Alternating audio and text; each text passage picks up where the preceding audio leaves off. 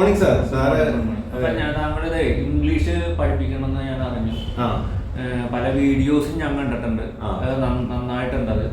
അപ്പൊ അത് എങ്ങനെയാണ് ഇതിന്റെ തുടക്കം? എങ്ങനെയാണ് ഒരു ആൾക്ക് അറിഞ്ഞുകൂടാണ്ട് വരാന്നർത്ഥ എന്തൊക്കെയാണ് ഇതിന്റെ സ്റ്റെപ്പുകൾ, എന്തൊക്കെയാണ് അയാൾ അറിഞ്ഞിരിക്കേണ്ടത്? ഞാൻ ചുരുക്കി പറയാം. അതായത് സാറ്, ഞാൻ ഇംഗ്ലീഷ് പഠിപ്പിക്കാനായിട്ട് പ്ലാൻ ചെയ്ത് പഠിപ്പിക്കാൻ തുടങ്ങിയതല്ല. എനിക്ക് ഇംഗ്ലീഷ് അറിയില്ലായിരുന്നു. അതുകൊണ്ട് ഞാൻ ഇംഗ്ലീഷ് പഠിക്കാൻ വേണ്ടിയിട്ട് പല പണികളും ചെയ്തു. ആ കാര്യങ്ങൾ ഞാനിപ്പോ മറ്റുള്ളവർക്ക് പറഞ്ഞു കൊടുക്കുന്നു. അപ്പൊ ഞാൻ ഇംഗ്ലീഷ് പഠിക്കാൻ വരുന്ന സമയത്ത് എനിക്ക് ഒട്ടും ഇംഗ്ലീഷ് അറിയാത്ത ആളായിരുന്നു. അതുകൊണ്ട് ഞാൻ ഇപ്പോഴും ഒട്ടും ഇംഗ്ലീഷ് അറിയാത്ത ആൾക്കാരെയാണ് പഠിപ്പിക്കാൻ ഇഷ്ടപ്പെടുന്നത്. പക്ഷെ ഇപ്പൊ വന്ന് ഇംഗ്ലീഷിൽ ടോപ്പായിട്ടുള്ള കുറെ ആൾക്കാരൊക്കെ ഇപ്പൊ എൻ്റെ അടുത്ത് വരുന്നുണ്ട്. കാരണം ഇപ്പൊ ഇംഗ്ലീഷിന്റെ അഡ്വാൻസ്ഡ് ലെവലിലേക്ക് എത്തിയിട്ടുണ്ട്. അഡ്വാൻസ്ഡ് ലെവൽ എന്ന് പറഞ്ഞാൽ യുണീക്ക് ഇംഗ്ലീഷ് എന്ന് പറഞ്ഞിട്ട് ഒരു പ്രത്യേക ഇംഗ്ലീഷ് പ്രാക്ടീസ് ചെയ്യാൻ ഇപ്പൊ പറ്റുന്നുണ്ട്. അപ്പൊ ഇതെന്താണ് യുണീക്ക് ഇംഗ്ലീഷിന് ലാസ്റ്റ് പറയാം. അതിന് മുൻപ് തുടക്കം എന്താന്ന് പറഞ്ഞാൽ, ഇംഗ്ലീഷ് പ്രാക്ടീസ് ചെയ്യാനായിട്ട് ഏതൊരു ഇംഗ്ലീഷ് പറയുന്ന ആളും ഏറ്റവും ആദ്യം പൊട്ട ഇംഗ്ലീഷ് പറയേണ്ടി വരും. പൊട്ട ഇംഗ്ലീഷ് അല്ലെങ്കിൽ മുറി ഇംഗ്ലീഷ് പറയേണ്ടി വരും. ഇത് പറയാതെ ഒരാൾക്കും ഇംഗ്ലീഷിന്റെ ഗ്രാമറും ചോദിച്ചോ ഡെവലപ്പ് ചെയ്യാൻ പറ്റില്ല. ഇംഗ്ലീഷിന്റെ ഗ്രാമറും വൊക്കാബുലറിയും ഇംഗ്ലീഷിന്റെ ചരിത്രവും എല്ലാം പഠിച്ച് തീർന്നതിന് ശേഷം വരുന്ന 1-ാം തീയതി ജനുവരി 1 മുതൽ ഇംഗ്ലീഷ് പറയാന്ന് പറഞ്ഞ് കാത്തിരുന്നാൽ മരണം വരെ ഇംഗ്ലീഷ് പറയാൻ പറ്റില്ല. അതുകൊണ്ട് നമുക്ക് തുടക്കം വേണ്ടത് പൊട്ട ഇംഗ്ലീഷിൽ നിന്നാണ്. അതായത് ഞാൻ start from where we are. Start from where we are. Yes, okay, നല്ലൊരു സ്ലോഗനാണ് ഇപ്പൊ പറഞ്ഞത്. Start from where we are. അവിടെ നിന്ന് തുടങ്ങുക. അപ്പൊ അതിന് വേണ്ടിയിട്ട് തന്നെ ഒരു സ്പെഷ്യൽ ഗ്രൂപ്പ് ഉണ്ട്, വാട്സ്ആപ്പ് ഗ്രൂപ്പ്. അതിന്റെ പേര് ബ്രോക്കൺ ഇംഗ്ലീഷ് എന്നാണ്. ഞാൻ ഉണ്ടാക്കിയ ഗ്രൂപ്പാണ്. ഇപ്പൊ കുറെ പേരുണ്ട് ആ ഗ്രൂപ്പ്. ഈ ഗ്രൂപ്പിൽ വന്ന് നിങ്ങൾ ചേർന്നിട്ട് അവിടെ പൊട്ട ഇംഗ്ലീഷ് നിങ്ങൾ കമ്പൽസറി ആയിട്ട് പറയണം. നമ്മള് പൊട്ട ഇംഗ്ലീഷ് പറഞ്ഞാൽ നമ്മുടെ കൂട്ടുകാരും വീട്ടുകാരും നമ്മളെ കളിയാക്കുമല്ലോ, ഒരുപാട് കളിയാക്കും.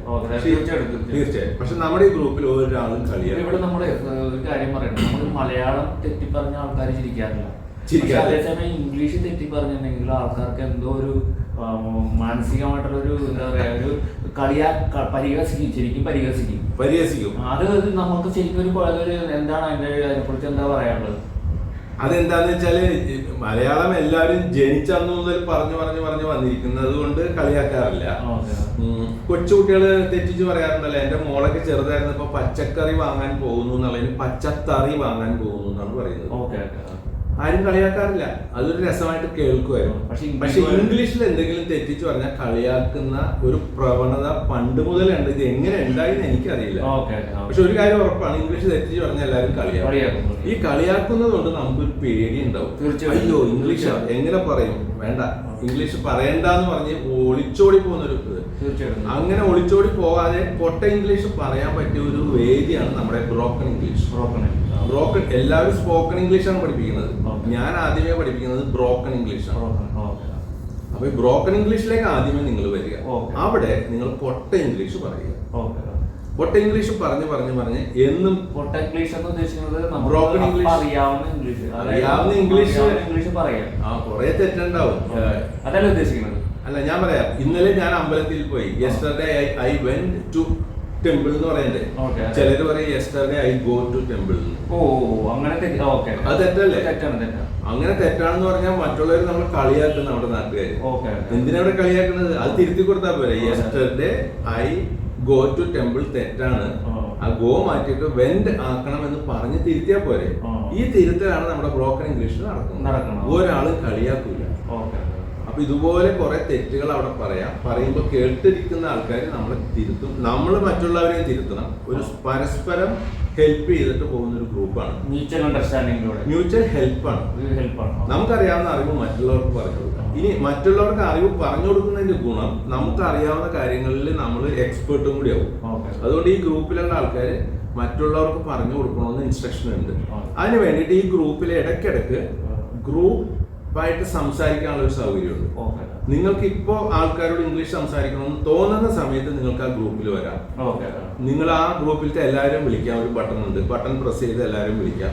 അപ്പൊ ഫ്രീ ആയിട്ടുള്ള ആൾക്കാർ വരും. എന്നിട്ട് അവരുടെ കൂടെ നിങ്ങൾ സംസാരിക്കും. പിന്നെ ഞാൻ കുറച്ച് ആൾക്കാരെ അതിനകത്ത് അപ്പോയിന്റ് ചെയ്തിട്ടുണ്ട്. ഇതേപോലെ ഇടയ്ക്ക് വൈകുന്നേരവും രാത്രിയൊക്കെ ക്ലാസ് ആയിട്ട് എടുക്കാനായിട്ടും ആൾക്കാർ ഈ ഗ്രൂപ്പിൽ. അപ്പൊ ഇതാണ് ബ്രോക്കൺ ഇംഗ്ലീഷ്. ഒട്ടും ഇംഗ്ലീഷ് അറിയാത്ത ആൾക്കാർക്ക് വരാം. അവിടെ നിന്ന് തുടങ്ങിയിട്ട് പിന്നെ അഡ്വാൻസ്ഡ് ആയിട്ട് പല സ്റ്റേജുകളുണ്ട്. നല്ല ഫ്ലുവൻസി നമുക്ക് വളരെ പെട്ടെന്ന് വരും. പ്രത്യേകിച്ച് ഒരു 10ാം ക്ലാസ് വരെ പഠിച്ച ആൾക്ക് ഇംഗ്ലീഷ് എന്താണെന്ന് അറിയാൻ പറ്റും. അത് ഉപയോഗിച്ചിട്ടില്ല എന്നുള്ളതാണ്. ഇത് ഈ ബ്രോക്കൺ ഇംഗ്ലീഷിൽ വന്നത് ഉപയോഗിച്ച് വരുമ്പോൾ നമുക്ക് സ്പീഡ് കൂടി വരും, ഫ്ലുവൻസിയും വരും. സ്പീഡും ഫ്ലുവൻസിയും വരുന്നതിന്റെ ഒപ്പം നമ്മളറിയാതെ വേറൊരു സാധനം കൂടി വരും. എന്താന്ന് പറയുന്നത് കോൺഫിഡൻസ്. പേടിയാണ് മാറിപ്പോകും, കോൺഫിഡൻസും വരും. അപ്പൊ സ്പീഡ്, ഫ്ലുവൻസി, കോൺഫിഡൻസ് ഇതെല്ലാം വന്നു കഴിഞ്ഞാൽ പിന്നെ അഡ്വാൻസ്ഡ് ആയിട്ടുള്ള ഗ്രൂപ്പിലേക്ക് വരാം. അഡ്വാൻസ്ഡ് ഗ്രൂപ്പിൽ നമ്മൾ ഗ്രൂപ്പ് ഡിസ്കഷൻ പ്രാക്ടീസ് ചെയ്യിപ്പിക്കുന്നുണ്ട്. പിന്നെ പബ്ലിക് സ്പീക്കിംഗ് പ്രാക്ടീസ് ചെയ്യിപ്പിക്കുന്നുണ്ട്. ഇതെല്ലാം വാട്സാപ്പിലാണ്. നിങ്ങൾ ഒരു സ്ഥലത്ത് യാത്ര ചെയ്ത് പോകേണ്ട, ഒരു ക്ലാസ്സിലും വന്ന് അവരവരുടെ വീട്ടിൽ. ഇപ്പൊ ഞാൻ ഈ കള്ളിമുണ്ടാണ് കൊടുത്തേക്കുന്നത്. ഇതുവരെ കള്ളിമുണ്ട് എടുത്ത് നിങ്ങൾക്ക് വീട്ടിലിരിക്കാം. ഒരു ഡ്രസ്സിങ്ങിന്റെ ആവശ്യം പോലും ഇല്ല. ഒരു ബസ്സിന്റെ ഓട്ടോറിക്ഷയുടെ പൈസ കൊടുക്കേണ്ട ആവശ്യമില്ല. വീട്ടിലിരുന്ന് ചെയ്യാം. പബ്ലിക് സ്പീക്കിംഗ് പ്രാക്ടീസ് ചെയ്യാം. പിന്നെ ഇതും കഴിഞ്ഞിട്ട് ഫൈനൽ സ്റ്റേജിൽ യൂണീക്ക് ഇംഗ്ലീഷ് എന്ന് പറഞ്ഞിട്ട് ഒരു കോച്ചിങ് ഉണ്ട്. യൂണീക്ക് ഇംഗ്ലീഷ് എന്ന് പറഞ്ഞാൽ ഇംഗ്ലീഷിന് കുറെ ക്വാളിറ്റീസ് ഉണ്ട്. നമ്മൾ തുടങ്ങുന്നത് പൊട്ട ഇംഗ്ലീഷിൽ നിന്നാണ്, ബ്രോക്കൺ ഇംഗ്ലീഷിൽ നിന്ന്. അവിടെ നിൽക്കരുത്, അതിൽ നിന്ന് മാറണം. നമുക്ക് കുറെ ക്വാളിറ്റീസ് കൂട്ടാനുണ്ട്. പല വാക്കുകളുടെയും പ്രൊനൗൺസിയേഷൻ നമ്മൾ തെറ്റിച്ചാണ് പറയുന്നത്. ഈവൻ ഈ പ്രൊനൗൺസിയേഷൻ എന്നാണ് നമ്മൾ പറയുന്നത്. ശരിക്കും അത് പ്രൊനൗൺസിയേഷൻ അങ്ങനെ പറയണം. അതുപോലെ ഒരുപാട് വാക്കുകൾ നമ്മൾ തെറ്റിച്ച് പറയും. അതിന്റെ ലിസ്റ്റ് ഉണ്ട്. ആ ലിസ്റ്റ് നമ്മുടെ യൂണീക്ക് ഇംഗ്ലീഷിൽ കറക്റ്റ് ചെയ്യും, പ്രൊനൗൺസിയേഷൻ കറക്റ്റ് ചെയ്യും. അതും തന്നെയല്ല, ഇംഗ്ലീഷിന് ഒരു മ്യൂസിക്, ഒരു റിഥം എന്ന് പറയും, ഒരു താളമുണ്ട്. തമിഴ് ഭാഷയ്ക്ക് താളമുണ്ട്, മലയാളം ഭാഷയ്ക്ക് താളമില്ല. തമിഴില് എന്നടാ നീ എങ്കെ പോകേ ഒരു താളം, പാട്ട് പാടുന്ന പോലെയാണ് അത് ചോദിക്കുന്നത്. അതേപോലെ ഇംഗ്ലീഷിലും ഒരു പാട്ട് പാടുന്ന ഒരു താളമുണ്ട്. ഈ താളം ഉണ്ടാക്കാൻ കുറെ ടെക്നിക്സ് ഉണ്ട്. അത് ഇന്റനേഷൻ, സ്ട്രെസ്, അങ്ങനെ കുറെ കാര്യങ്ങളുണ്ട്. അതെന്താണ് ഇന്റനേഷൻ? കയറ്റങ്ങളും ഇറക്കങ്ങളും, അതാണ് ഇന്റനേഷൻ. അതെങ്ങനെയാണെന്ന് പഠിപ്പിച്ചു കൊടുക്കും. പിന്നെ കോപ്പിയിങ് അല്ലെങ്കിൽ ഇമിറ്റേഷൻ അല്ലെങ്കിൽ മിമിക്കിങ്, അങ്ങനെ കുറച്ച് ടെക്നിക്സ് പഠിപ്പിക്കും. അപ്പൊ എന്താണ് ഈ മിമിക്കിംഗ് എന്ന് വെച്ചാൽ, നമ്മൾക്ക് ഏറ്റവും നല്ല ഇംഗ്ലീഷ് സംസാരിക്കുന്ന ആൾക്കാർ UK-ലും US-ലാണുള്ളത്. അവിടുത്തെ ഇന്റർനാഷണൽ ട്രെയിനേഴ്സിന്റെ വീഡിയോ നമ്മൾ എടുത്തിട്ട് അത് കേട്ടിട്ട് അതിനെ അബ്സോർബ് ചെയ്തെടുക്കും. അബ്സോർബ് ചെയ്തിട്ട് നമ്മുടെ യൂണീക്ക് ഇംഗ്ലീഷ് ഗ്രൂപ്പിൽ വന്നിട്ട് മറ്റുള്ളവരുമായിട്ട് കാഷ്വൽ ടോക്ക് നടത്തും.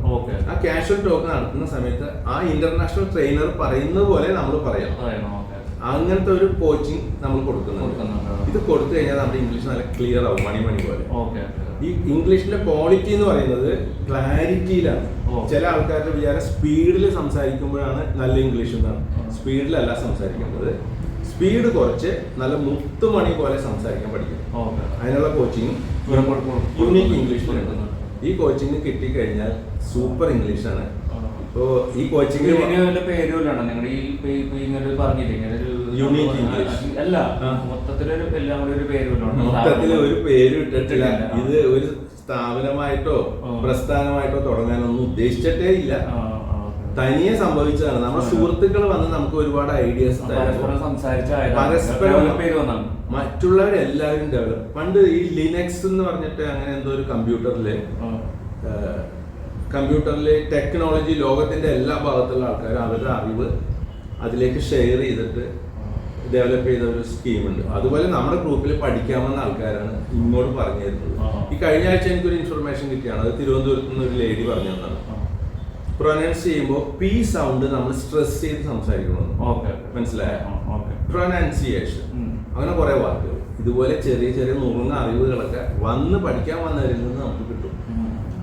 അങ്ങനത്തെ ഒരു സംഘവുമായിട്ടുള്ള ഒരു എന്താ പറഞ്ഞ അസോസിയേഷൻ, ബന്ധം എപ്പോഴും നമുക്ക് വേണം. ആ ബന്ധം ഉണ്ടെങ്കിൽ നമുക്ക് ധാരാളം അറിവ് കിട്ടും.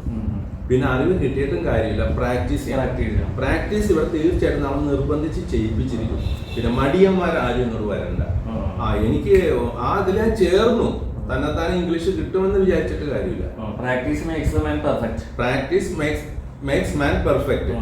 ഇതൊക്കെ ഇങ്ങനെ പറയുമെങ്കിൽ ആരെങ്കിലും ചെയ്യുന്നുണ്ടോ? ചെയ്താൽ പെർഫെക്റ്റ് ആവും. നല്ല സുന്ദരം ഇംഗ്ലീഷ് പറയാൻ പറ്റും. യൂണീക്ക് ഇംഗ്ലീഷ് എനിക്കറിയാൻ സംസാരിക്കാൻ, പക്ഷെ സാറിന് അറിയില്ലല്ലോ. അറിയാവുന്ന ഒരാൾക്ക് ഇവിടെ ഇരിക്കുകയാണെങ്കിൽ ഞാനും അയാളായിട്ട് യൂണീക്ക് ഇംഗ്ലീഷ് സംസാരിക്കുന്ന നല്ല ക്ലിയർ ഇംഗ്ലീഷ് ആയിരിക്കും. എന്റെ ചില വീഡിയോസ് കണ്ടു നോക്കിയാൽ മതി. ചില വീഡിയോസിൽ ഞാൻ ഫോറിനേഴ്സിനോടൊക്കെ സംസാരിക്കുമ്പോൾ ആ രീതിയിലാണ്. അതേസമയം പൊട്ട ഇംഗ്ലീഷ് സംസാരിക്കാൻ അറിയാം. അപ്പോൾ പൊട്ട ഇംഗ്ലീഷിൽ നിന്ന് യൂണീക്ക് ഇംഗ്ലീഷിലേക്ക് എത്തുക. അപ്പോൾ കുറെ ടെക്നിക്സ് പഠിക്കാനുണ്ട്, പ്രാക്ടീസും ചെയ്യാനുണ്ട്. മിനിമം 45 മിനിറ്റ് എങ്കിലും ആദ്യത്തെ ഒരു 3 മാസം പ്രാക്ടീസ് ചെയ്യാൻ സമയം വേണം. സമയം ഇല്ല എന്ന് പറഞ്ഞിട്ട് ചില ബിസിനസ്സുകാർ വരും. ഞാൻ ഭയങ്കര ബിസിനസ് എക്സിക്യൂട്ടീവ് ആണ്, ഞാൻ ഇന്ന് ഇന്ത്യയിലാണെങ്കിൽ നാളെ ദുബായിലാണ്, പിന്നെ അവിടെ നിന്ന് അമേരിക്കയ്ക്ക് പോകും, ഫുൾ ടൈം ട്രാവലിംഗ് ആണ്, എനിക്ക് സമയമില്ല എന്ന് പറഞ്ഞ് ചില ആൾക്കാർ പറയും. അവർ ഞാൻ എന്ത് ചെയ്യാനാണ്? ചില അമ്മമാർ വന്നിട്ട് പറയും എനിക്ക് 6 മാസം പ്രായമുള്ള കുട്ടിയുണ്ട്, ഫുൾ ടൈം കൊച്ചിനെ നോക്കണം, പഠിക്കാൻ സമയമില്ല, ഇംഗ്ലീഷ് അത്യാവശ്യമാണ്, അടുത്ത പോലെ എനിക്ക് ഇസ്രായേലിലേക്ക് പോകണം, ഇംഗ്ലീഷ് സമയമില്ല. അവർക്ക് സമയമില്ലാത്തതിനെ നമുക്ക് കുറ്റപ്പെടുത്താൻ പറ്റില്ല. പക്ഷെ ഇതിന് കുറച്ച് സമയം, ഡെയിലി ഒരു മിനിമം 45 മിനിറ്റ് എങ്കിലും പ്രാക്ടീസ് ചെയ്യാൻ സമയം വേണം. മിനിമം ആണ് പറയുന്നത്. ഈ മിനിമത്തിൽ നിന്ന് കൂടുതൽ എടുക്കുന്നവരുണ്ട്. ചിലർ ഡെയിലി 2 മണിക്കൂർ ഇംഗ്ലീഷ് പ്രാക്ടീസ് ചെയ്യുന്നവരുണ്ട്. അവർക്കൊക്കെ 1 മാസം കൊണ്ടൊക്കെ തന്നെ ഭയങ്കര ചേഞ്ച് കാണും. ഇഷ്ടം പോലെ ആൾക്കാർ ചേഞ്ച് വരുന്നുണ്ട്. ഇന്ന് ഞാൻ എൻ്റെ മൊബൈൽ എടുത്ത് നോക്കിയപ്പോൾ ഒരു സ്ത്രീ ആലപ്പുഴയിൽ നിന്ന് 2 കൊല്ലമായി എന്നെ വിളിക്കുന്നത്, ഞാൻ തിരിച്ചു വിളിക്കാൻ എനിക്ക് പറ്റിയിട്ടില്ല. അപ്പൊ അവര് 1 മാസം ഞാൻ എൻ്റെ ഗ്രൂപ്പിൽ ചേർത്തിട്ടുണ്ടായിരുന്നു, പക്ഷെ ആളാരാന്ന് എനിക്കറിയാം. 1 മാസം കഴിഞ്ഞപ്പോൾ അവർ മെസ്സേജ് ഇട്ടേക്കണം, 1 മാസം കൊണ്ട് നല്ല ഇമ്പ്രൂവ്മെന്റ് ഉണ്ടെന്ന് പറഞ്ഞു. ഇംഗ്ലീഷിൽ തന്നെ വോയിസ് മെസ്സേജ്. ഞാനത് ഇന്നാ കാണുന്നത് 2 കൊല്ലത്തിന് ശേഷം. പിന്നെ ഇവർ ഓരോ കൊല്ലം അവരുടെ ഇമ്പ്രൂവ്മെന്റ് മെസ്സേജ് ആയിട്ട് വിടും. ഇന്ന് നല്ല സൂപ്പർ ഇംഗ്ലീഷ് അവർ പറയുന്നുണ്ട്, പക്ഷെ ആളാരാണെന്ന് പോലും എനിക്കറിയില്ല. അവര് വിളിച്ചിട്ടില്ല, സംസാരിച്ചിട്ടില്ല. അപ്പൊ അവര് ഡെയിലി 2 മണിക്കൂർ പ്രാക്ടീസ് ചെയ്തു എന്നുള്ളതാണ് അതിന്റെ ഒരു പ്രത്യേകത. 2 മണിക്കൂറിൽ കൂടുതൽ പ്രാക്ടീസ് ചെയ്യുന്നവരും ഉണ്ട്. ആദ്യത്തെ 1, 2, 3 മാസം കുറച്ച് കൂടുതൽ സമയം എടുക്കണം. അത് കഴിഞ്ഞാൽ പിന്നെ വല്ലപ്പോഴും കുറച്ച് സമയം പ്രാക്ടീസ് ചെയ്യും. അതായത് ഞാൻ ഇപ്പൊ പറഞ്ഞതിന് ചുരുക്കം എന്താണെങ്കിൽ, മനസ്സിലാക്കിയെന്നാണെങ്കിൽ, നമ്മൾ ഈ ഇംഗ്ലീഷ് പഠിക്കണമെന്നുണ്ടെങ്കിൽ ആദ്യം തന്നെ മനസ്സിൽ ഇത് പഠിക്കണം എന്നുള്ളൊരു മനസ്സിൽ ഉറച്ചു കഴിഞ്ഞിട്ടുണ്ടെങ്കിൽ സമയം ഉണ്ടാവും. അതായത് സമയം ഇല്ലാത്തവനുണ്ടാവും. അതായത് ഫസ്റ്റ് പ്രയോറിറ്റി എനിക്കിത് പഠിച്ചേ തീരൂ എന്ന് നമ്മൾ മനസ്സിൽ ഇത് കൊണ്ടുവന്നാൽ മാത്രമേ ഇത് പെട്ടെന്ന് ഈസി ആയിട്ട് ഈ പറഞ്ഞത് ഈ എല്ലാ ദിവസവും പഠിക്കുക എന്നുള്ളത് സമയം ഉണ്ടാവണം എന്നുണ്ടെങ്കിൽ മനസ്സുകൊണ്ട്. അപ്പോൾ മറ്റുള്ള കാര്യങ്ങൾക്കെല്ലാം അഡ്ജസ്റ്റ് ആയി പോയിക്കോളും. നമ്മളിപ്പോൾ നേരത്തെ പറഞ്ഞില്ല, കുട്ടിയെ നോക്കാനുണ്ട്, ബിസിനസ് ഉണ്ട്, തിരക്കുണ്ട്, ഇതിനൊക്കെ ഫസ്റ്റ് പ്രയോറിറ്റിയിൽ മനസ്സിൽ കൊണ്ടുതന്നെയാണെങ്കിൽ സമയം എങ്ങനെ ഉണ്ടാവുമെന്ന് എനിക്കറിയില്ല, പക്ഷെ ഉണ്ടാവും. സാറ് പറഞ്ഞത് കറക്റ്റാണ്. ഈ കഴിഞ്ഞ ആഴ്ച ഒരു സ്ത്രീ വിളിച്ചിരുന്നു, 3 കുട്ടികളാണ്. മൂത്ത കുട്ടി 6ാം ക്ലാസ്സിൽ, ഇളയത് 3ാം ക്ലാസ്സിൽ, അതിന്റെ ഇളയതിന് 3 വയസ്സേ ഉള്ളൂ. ഇങ്ങനത്തെ കുട്ടികളുള്ള ഒരു സ്ത്രീ മുടങ്ങാതെ വന്ന് പ്രാക്ടീസ് ചെയ്യുന്നുണ്ട്. അവർക്കത് അത്യാവശ്യമാണ്. ആ ആവശ്യമുള്ളതുകൊണ്ട് എനിക്ക് സമയമില്ല എന്ന് വരെ പറഞ്ഞിട്ടില്ല. നമുക്ക് രാവിലെ 7 മണി മുതൽ രാത്രി 10:30 മണി വരെ കോച്ചിങ് കൊടുക്കാനുള്ള ഗ്രൂപ്പുകളുണ്ട്. അപ്പൊ ഈ സ്ത്രീ രാത്രി 10:30 ഗ്രൂപ്പിലാണ് ചേർന്നേക്കുന്നത്. അപ്പൊ ഞാൻ ചോദിച്ചു, എന്തേ 10:30? ആ കുട്ടികളെയൊക്കെ ഒന്ന് ഉറക്കി കഴിഞ്ഞിട്ട് സ്വസ്ഥമായിട്ട് പ്രാക്ടീസ് ചെയ്യാൻ പറ്റുന്നത് രാത്രി 10:30. ചിലര് രാവിലെ 7 മണിയുടെ ഗ്രൂപ്പിൽ ചേരും. കാരണം ആ സമയത്ത് സ്വസ്ഥത ബുദ്ധിമുട്ട് സഹിച്ചും വരുന്നുണ്ട്. അവർക്ക് വരുന്നവർക്കെല്ലാം നല്ല റിസൾട്ട് കിട്ടുന്നുണ്ട്. പിന്നെ സാറിനോട് എന്തോ പറയണം. സാറ് പറഞ്ഞില്ലേ, ഈ വേണമെന്നുള്ളൊരു ആഗ്രഹം വേണമെന്ന് പറഞ്ഞു. ഈ ആഗ്രഹത്തിനേക്കാളും ഇമ്പോർട്ടന്റ് ആയിട്ട് വേറൊരു കാര്യമുണ്ട്. എന്താണെന്നറിയാമോ? നീഡ് എന്ന് പറയും. ആവശ്യം ഉണ്ടാവും ചില ആൾക്കാർക്ക്. ചിലർക്ക് ഗൾഫിൽ പോകാനായിരിക്കും, ചിലർക്ക് ഇന്റർവ്യൂ പാസ്സാകാനായിരിക്കും, ജോലി കിട്ടാനായിരിക്കും. ചില ജോലിയുള്ള ആൾക്കാർക്ക് തന്നെ വീണ്ടും പ്രൊമോഷൻ കിട്ടാനായിരിക്കും. ഒരു പ്രൊമോഷൻ എന്ന് പറഞ്ഞാൽ ശമ്പളം കൂടി കൂടുകയും മാസം വരുമാനം കൂടുകയും. ഇതൊക്കെ നീഡാണ്. ഇപ്പോ സാറിന്റെ നീഡ് എന്ന് പറഞ്ഞാൽ സാറിപ്പോ ഒരു ആശ്രമത്തിൽ ഡയറക്ടർ ആയിട്ടുണ്ട്. അപ്പൊ അവിടെ എല്ലാ രാജ്യത്തു നിന്നും ആൾക്കാർ വരും, എല്ലാ ജാതിയിലുള്ള ആൾക്കാരും വരും. അവരോട് സാറിന് ഇംഗ്ലീഷ് സംസാരിക്കേണ്ട ഒരു നീഡ് ഇപ്പൊ വന്നിരിക്കുന്നതാണ്. ആ നീഡ് മുന്നിലുള്ളത് കൊണ്ട് സാർ ഇതിൽ സക്സസ്ഫുൾ ആവും. വേറെ പല ഹിന്ദി ടീച്ചേഴ്സ്, മലയാളം ടീച്ചേഴ്സ്, പിന്നെ സാൻസ്ക്രിറ്റ് ടീച്ചേഴ്സ് ഇഷ്ടം പോലെ വന്ന് ചേർന്നിട്ടുണ്ട് നമ്മുടെ ഗ്രൂപ്പില്. അവരുടെ നീഡ് ഭയങ്കര രസകരമായിട്ടുള്ള നീഡ് എന്താണെന്നറിയോ? പണ്ട് കാലത്ത് മലയാളം ടീച്ചറിന് ഇംഗ്ലീഷ് പഠിക്കേണ്ട ആവശ്യമില്ല, ഹിന്ദി ടീച്ചറിനും സംസ്കൃത ടീച്ചറിനും ഇംഗ്ലീഷ് പഠിക്കേണ്ട ആവശ്യമില്ല. പക്ഷെ ഇപ്പൊ അവർ ഇംഗ്ലീഷ് പഠിക്കാതെ അവർക്ക് സ്കൂളിൽ നിലനിൽപ്പില്ലാണ്ടായി. എന്താ കാരണം? സ്കൂളിലെ കുട്ടികൾ മുഴുവൻ ഇംഗ്ലീഷ് പറയുന്നവരാണ്. കുട്ടികളുടെ പാരന്റ്സ് മാസത്തിൽ ഒരിക്കലും വിസിറ്റ് ചെയ്യാൻ വരും. അവര് നല്ല ഇംഗ്ലീഷാണ് പറയുന്നത്. കമ്പ്യൂട്ടർ കമ്പനിയിലൊക്കെ വർക്ക് ചെയ്യുന്ന ആൾക്കാരും ഡോക്ടേഴ്സൊക്കെ. ഈ പാരന്റ്സ് ഒക്കെ വന്ന് ഇംഗ്ലീഷ് പറയുമ്പോൾ മലയാളം ടീച്ചറിന് തിരിച്ചു പറയാൻ പറ്റുന്നില്ല, ഹിന്ദി ടീച്ചറിനും തിരിച്ചു പറയാൻ പറ്റുന്നില്ല, സംസ്കൃതം ടീച്ചറിനും പറയാൻ പറ്റില്ല. അതുകൊണ്ട് ഇപ്പൊ ഒരു കാര്യം, നമ്മുടെ ഈ ഇംഗ്ലീഷ് അറിയാമെന്ന് എനിക്ക് ഇംഗ്ലീഷ് അറിയാം, പക്ഷേ ഈ ഇംഗ്ലീഷ് അറിയുന്നതും സംസാരിക്കുന്നതും രണ്ടും രണ്ടാണ്. അതായത് നമ്മൾ അറിയാന്നുള്ള കാര്യം വേറെ. എനിക്ക് ഞാൻ ഗ്രാമറൊക്കെ എഴുതാന്നൊക്കെ ഗ്രാമറൊക്കെ ശ്രദ്ധിക്കും. നമ്മൾ എഴുതാന്ന് ഇപ്പൊ പറഞ്ഞ് ശീലം നമുക്ക് ഉണ്ടെന്നുണ്ടെങ്കിൽ ആരെങ്കിലൊക്കെ ഉണ്ടെങ്കിൽ സംസാരിക്കാൻ പറ്റും. അപ്പൊ ഞാൻ ഇപ്പൊ അധ്യാപകൻ എന്നുള്ള നിലയിൽ അത്യാവശ്യം വേണ്ട കാര്യമൊക്കെ ഞാൻ സംസാരിക്കുന്നുണ്ട്. പക്ഷെ അങ്ങനെയല്ല, ഇനിയിപ്പോ അങ്ങനെ ആയിരിക്കില്ല. കാരണം എന്നുണ്ടെങ്കിൽ കുറെ അധികം സംസാരിക്കേണ്ടി വരും. ഇപ്പൊ ഫ്ലുവൻസി ഭാഗമാണ്, പിന്നെ ക്ലാരിറ്റി ഇമ്പോർട്ടന്റ് ആണ്. ഇതൊക്കെ വെച്ച് നോക്കണമെന്നുണ്ടെങ്കിൽ ഇംഗ്ലീഷ് നമ്മൾ ഡെവലപ്പ് ചെയ്തേ പറ്റുള്ളൂ. അല്ലാതെ എന്റെ നീഡെന്ന് പറഞ്ഞത് അതുകൊണ്ടാണ് ഞാനിപ്പോ വന്നേനെ. നമുക്ക് ഉള്ളിലൊരു നീഡുണ്ട്. കാരണം എന്താ, ഇത് ഡെവലപ്പ് ചെയ്ത് നമുക്കിത് പൈസയൊന്നും മേടിക്കാണ്ടാണ് ചെയ്യണമെങ്കിൽ നമ്മൾ നിസ്വാർത്ഥമായിട്ടാണ് മറ്റു രീതിയിലൊന്നും എല്ലാ മതങ്ങളെയും ആയിട്ടുള്ള ബന്ധപ്പെട്ട ഒരു ആശ്രമം നേരത്തെ പറഞ്ഞു. അത് കാരണം അവരായിട്ടൊക്കെ ഇന്ററാക്ഷൻ നടത്താന്നത് നമുക്ക് ഈ എന്താ പറയാ കാര്യങ്ങൾ പെട്ടെന്ന് ഗ്രഹിക്കാൻ. ഞാൻ മനസ്സിലാക്കുന്നത് സാറിനൊരു നീഡ് ഉണ്ടാവും. തീർച്ചയായിട്ടും. അത് തന്നെയല്ല, സാർ ഇപ്പോ ഹാൻഡിൽ ചെയ്യുന്ന വിഷയം സ്പിരിച്വാലിറ്റി, ഫിലോസഫി, അല്പം സൈക്കോളജി, ഇത്തരം കാര്യങ്ങൾ സാറ് ഡീൽ ചെയ്യുമ്പോൾ പിന്നെ കണക്ക്, മാത്തമാറ്റിക്സ്, ഇതിനൊക്കെ സാറിന്റെ അടുത്ത് വരുന്ന ആൾക്കാർ നല്ല അറിവുള്ളവരായിരിക്കും. പിന്നെ മറ്റ് സ്റ്റേറ്റുകളിൽ നിന്നും മറ്റ് രാജ്യങ്ങളിൽ നിന്നും വന്നാല് അവരോട് മലയാളത്തിൽ പറഞ്ഞിട്ട് കാര്യമില്ല. തീർച്ചയായിട്ടും കമ്മ്യൂണിക്കേഷൻ നടക്കൂല. ഇംഗ്ലീഷിൽ സാർ അതെല്ലാം പറഞ്ഞ് അവതരിപ്പിക്കുകയാണെങ്കിൽ സാറിന് നല്ല എന്തെങ്കിലും ഫലങ്ങൾ ഉണ്ടാവും. തീർച്ചയായിട്ടും ഫലം ഉണ്ടാവും. അപ്പൊ സാറ് ഇംഗ്ലീഷിനെ പച്ചവെള്ളം പോലെ കയ്യിലാക്കിയത്. ഇപ്പൊ എന്റെ അടുത്ത് ഞങ്ങൾ കുറെ പേര് പ്രാക്ടീസ് ചെയ്തവരുണ്ട്. അവർക്കിപ്പോ പച്ചവെള്ളം പോലെ ഇംഗ്ലീഷ് പറയാൻ പറ്റുന്നുണ്ട്. ഇപ്പൊ നമ്മൾ ഇത്ര നേരം സംസാരിച്ചിട്ട് ഞാൻ ഇംഗ്ലീഷ് പറഞ്ഞിട്ടില്ല. സാറ് ഇംഗ്ലീഷ് നല്ലപോലെ പറയുന്ന ഒരാണെങ്കിൽ പിന്നെ എനിക്ക് ഈസി ആയിട്ട് പറയാൻ പറ്റും.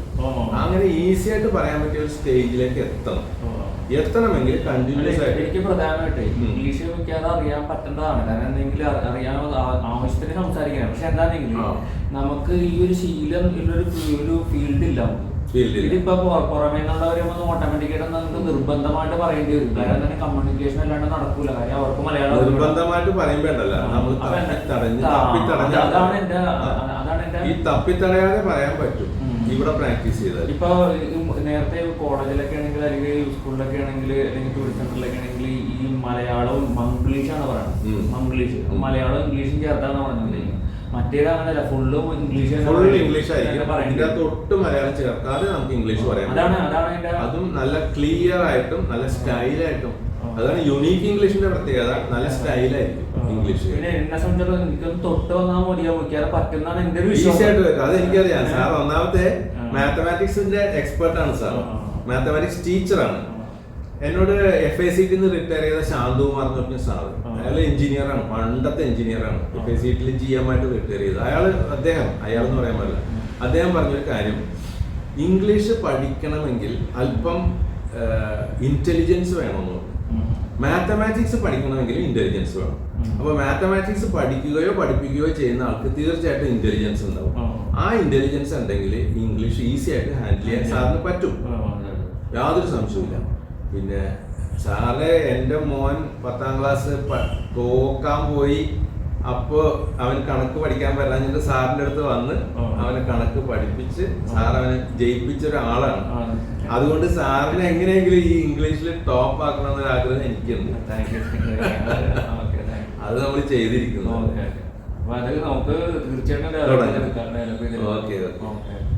സ്റ്റാർട്ട് ചെയ്തോ സാറ്? എൻ്റെ എല്ലാ ഗ്രൂപ്പിലും ചേർന്നോ? എല്ലാ കാര്യങ്ങളും ഞാൻ 1 by 1 ആയിട്ട് തുടങ്ങാൻ കേട്ടോ.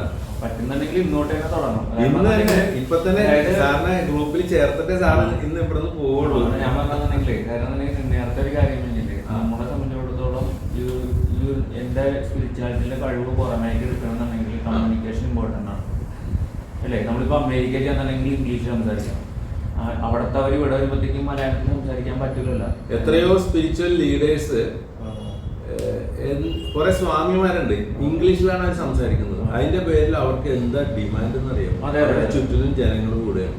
അപ്പോ സാറ് ഇങ്ങനെ മറ്റേ മറ്റേ വസ്ത്രമൊന്നും ധരിച്ചിട്ടില്ല, താടിയും വളർത്തിയിട്ടില്ല എന്നേ ഉള്ളു.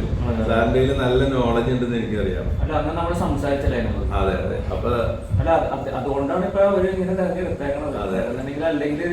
ചെയ്തത് ധൈര്യമായിട്ട് ചെയ്തത്. സാറ് കാവി ഉടുക്കണ്ട, ജുബ്ബ ഇടണ്ട, താടിയും വളർത്തണ്ട, ഇങ്ങനെ തന്നെ നടന്നാൽ മതി. അപ്പോഴാണ് ആൾക്കാർ അടുത്തവരോടല്ലേ അതൊക്കെ ജുബ്ബ. എന്റെ അടുത്ത് ആൾക്കാർ പറയും ഈ ഷർട്ടൊക്കെ ഇട്ടിട്ട്, ഇപ്പൊ ഞാൻ കള്ളികൊണ്ടാണ് കൊടുത്തേക്കുന്നത്, ഇതൊക്കെ കൊടുത്തിട്ട് വീഡിയോ ചെയ്തെന്ന് പറയും. ടൈയൊക്കെ കെട്ടിയിട്ട് വീഡിയോ ചെയ്യാനാണ് എന്റെ ഫ്രണ്ട്സ് പറയുന്നത്. അങ്ങനെ ഒരു ഫ്രണ്ട് ടൈയൊക്കെ കെട്ടിയിട്ട് ഇംഗ്ലീഷ് ഗ്രാമർ പഠിപ്പിക്കാൻ വേണ്ടി വീഡിയോ ഇട്ടു. അത് നമ്മുടെ ഓക്കലെത്തിയാണ് വീഡിയോ ചെയ്ത് കൊടുത്തത്. വീഡിയോ ഇട്ടിട്ട് കണ്ടത് വെറും 7 ആള്. എന്തിനാ ടൈ കെട്ടണത്? എന്തിനാണ് കാവി? കാവി വേണ്ട, ടൈയും വേണ്ട സാറേ. അത് സ്പിരിച്വാലിറ്റി.